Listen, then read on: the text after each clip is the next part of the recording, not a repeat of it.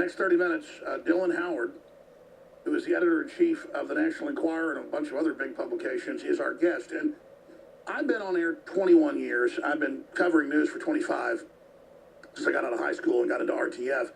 And I never got how they demonized the National Enquirer, because that's where I heard about the plan to put implantable microchips in people 25 years ago, 10 years before it was on ABC News. And it was exactly right. That's where I learned about, Arnold Schwarzenegger and his Nazi ties, which didn't come out until decades later. And it was exactly on target. So many other things. Now, people get confused by National Enquirer with, other stuff about Bat Boy and other magazines that are up there at the counter.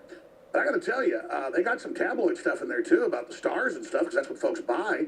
But that's accurate, too. I mean, you don't want to get sued, folks. You want to be accurate. And I got to say, the National Enquirer is one of the most accurate publications out there. And I don't say that to kiss the butt of the National Enquirer. I've been saying that for 20 years. Because the New York Times tries to lie. And Jeff Rovin, the big whistleblower that's risking his life to come out and expose the Clintons, along with other fixers that work for him, like Larry Nichols, who's going to join us at the start of the next hour. What they're saying is accurate. What they're saying is documented. What they're saying is proven. And so 9 times out of 10, it's places like the National Enquirer or Infowars or DrudgeReport.com that are willing. I mean, was Drudge right about Monica Lewinsky? They said he wasn't at first. He was right. Was Drudge right about fees and fines for not having Obamacare? He was right. Were we right about the NSA spying? Was the Enquirer right about it? Remember, the Enquirer, 25 years ago, reporting on NSA spying. First place I learned about it. So I didn't mean to go into a whole the Enquirer is so credible line here, but is it that they're that credible or that the New York Times is that uncredible? So when Jeff Rovin, this big whistleblower, comes out in the Enquirer, he said, look, you can't go to the New York Times. They're totally controlled. WikiLeaks shows that. Hillary runs them. You go to the Enquirer. So the Enquirer gets lumped in with all the other, stuff, space alien invasion stuff. And they do that to me, too. They go, Alex Jones believes space aliens are about to invade. Never said that. Don't cover space aliens. But it doesn't matter. The people know the truth. That's why the Enquirer is rising. Mainstream media is falling. So that's a whole other interview about mainstream media versus independent media and where the mainstream's going, how it's like an albatross around your neck. But I want to get into their latest big installment this week that just hit newsstands. We're getting an exclusive here. Hillary Fixer breaks ranks. I arranged sex trysts for her with men and with women. But it also just gets into her temperament and more and why he's going public.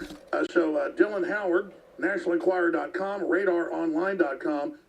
Now speaking out, it's great to have the editor-in-chief of the Enquirer with us. Good to be with you, Alex. So, wow, break this down. I mean, new installments coming out, why Mr. Rovin went public. This is huge. Well, Alex, if you trace it back, the origin of this story is indeed the now infamous tape of Donald Trump and Billy Bush on that bus. Now, as a result of that particular story, Jeff Rovin decided to break 24 years of silence, step from the shadows, and unmask himself as the Hillary Clinton fixer, the hitman, the man who orchestrated and ran a backroom operation out of a Hollywood director's office, an off-the-books operation whereby he dealt with the biggest scandals, the biggest controversies of the Clinton administration. And this reaches the highest levels of the White House. And what Mr. Rovin reveals is startling by its very nature.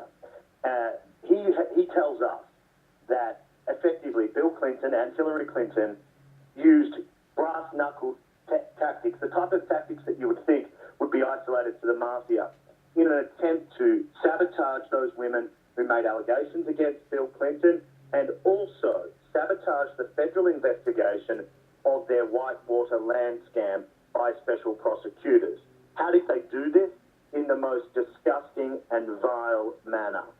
Taking a page from perhaps something like The Sopranos, Bill and Hillary hired a squad of private eyes, people like Mr. Fix-It, to shadow the movements of federal prosecutors as they closed in on a potential indictment of the Clintons in the Whitewater probe.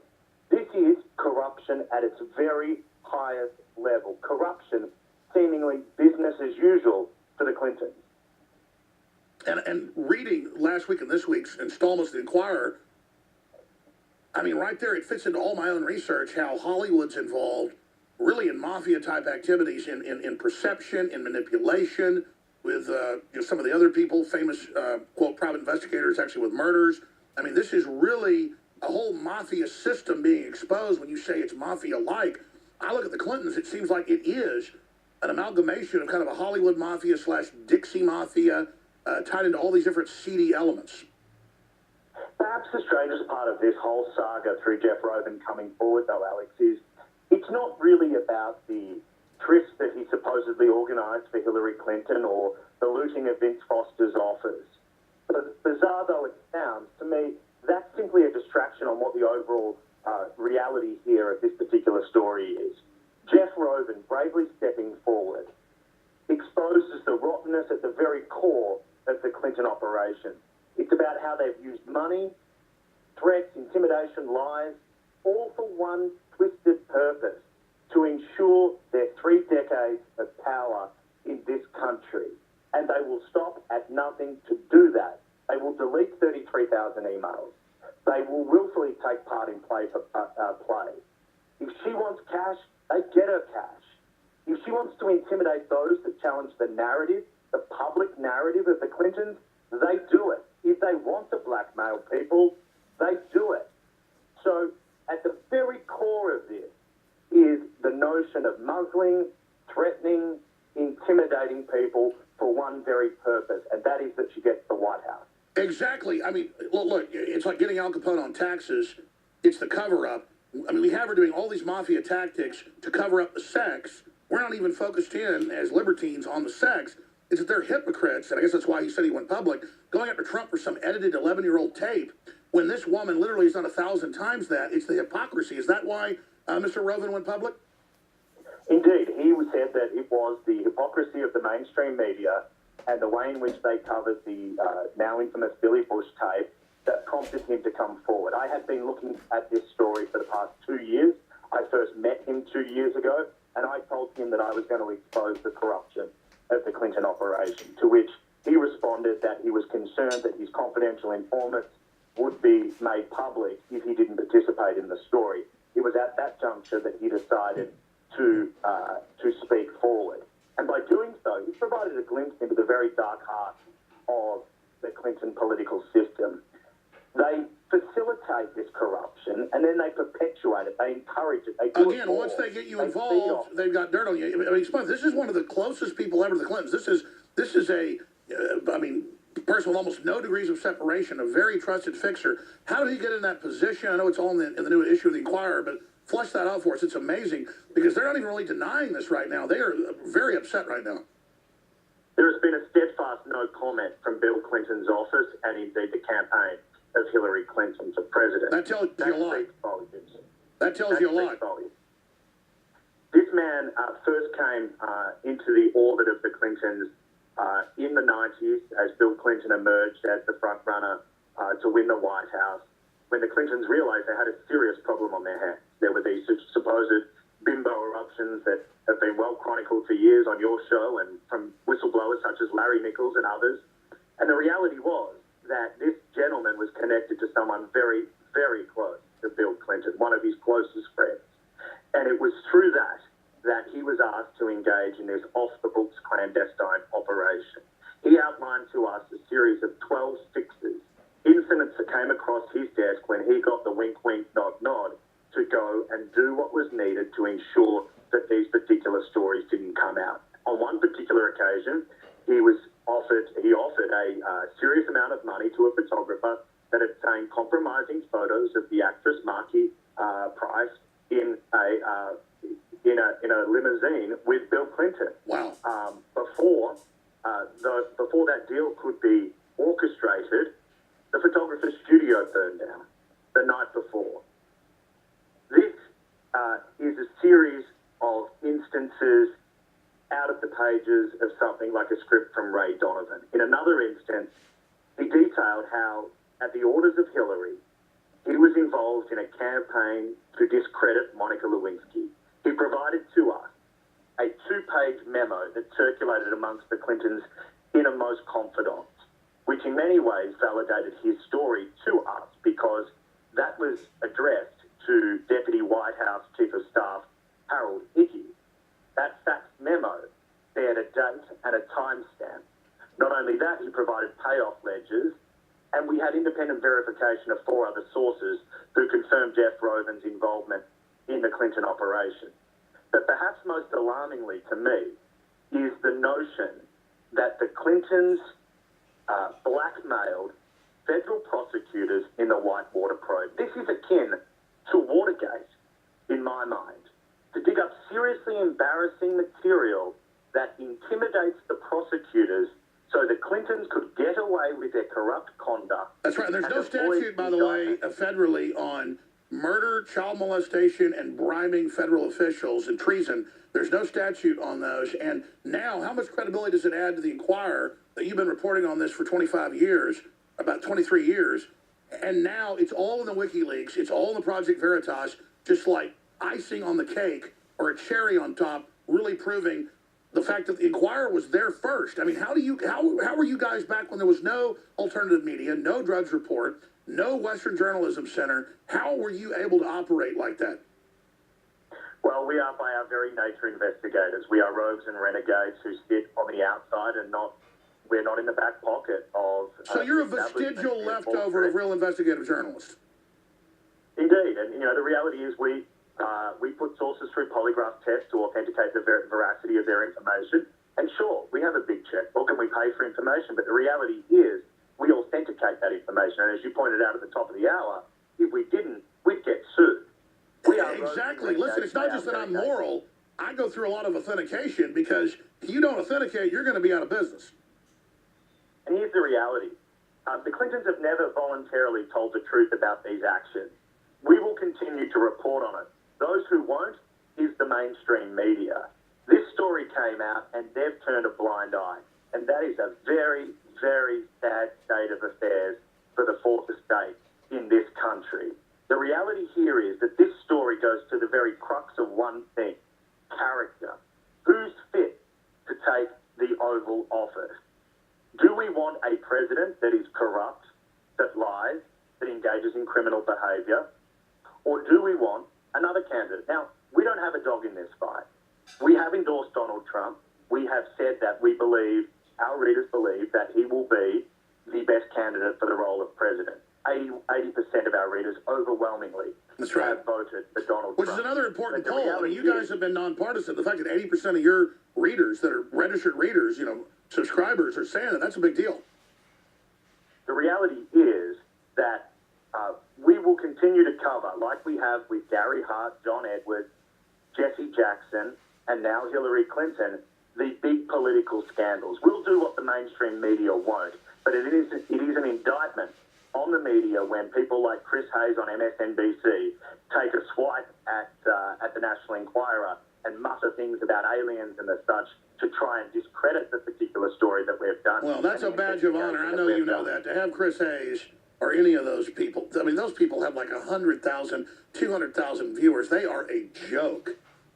They are, but they're doing a disservice to the industry of journalism to not investigate and cover. The reality is these people have never done an inch of investigative journalism in their life. They contribute to the public discourse about who supposedly would make a better president, yet they haven't done any journalistic deed. Instead, it's blowhard work. Well, Dylan Howard, NationalEnquirer.com, their second edition is out on this incredible investigative journalism, super dangerous. My sources say, yes, they're not even denying it. I mean, this is real. You talk about dangerous, folks. This is cutting edge. And you look at the mainstream media and how they are a shadow of their former selves. They aren't journalists. They read off teleprompters. And we now know, Dylan Howard, again, the editor-in-chief of NationalEnquirer.com, RadarOnline.com, we now know from the WikiLeaks that they are, literally, Hillary is the editor of the New York Times. Yeah, I mean, the WikiLeaks, and what gets on my goat, Alex, is every time the mainstream media refer to WikiLeaks, they are the stolen WikiLeaks emails. They're not the WikiLeaks emails. They're not the documents that destroy Hillary Clinton, which in fact they are.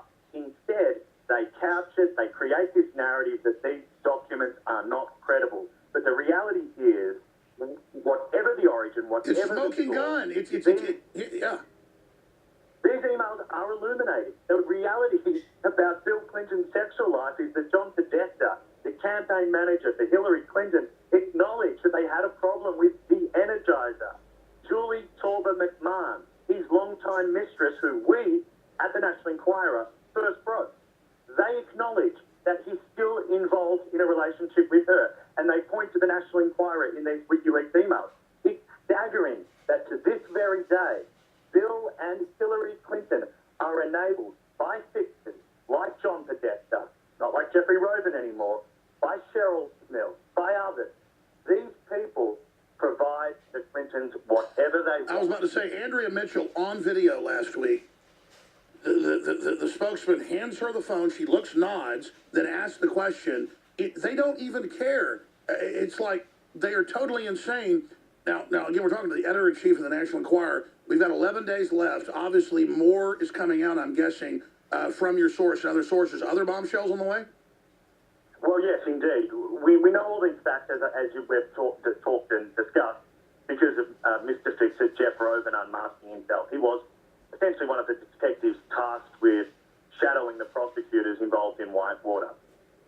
The revelation that we have exposed in the current issue, which hit newsstands yesterday, is that a senior member of that prosecution team was followed to a seedy motel where he entered that motel in the company of, according to a source, a strapping young man. Making sure not to use his own name when he rented the room, they had essentially a blackmail operation. The Clintons used this to leverage the prosecutor to step down from his involvement in the White House. Now, let's spell this out. This is intelligence operations. This is what the Russians do. You're saying, coming out, this is in the new issue, but they're using sex operatives to set up prosecutors. This is incredible.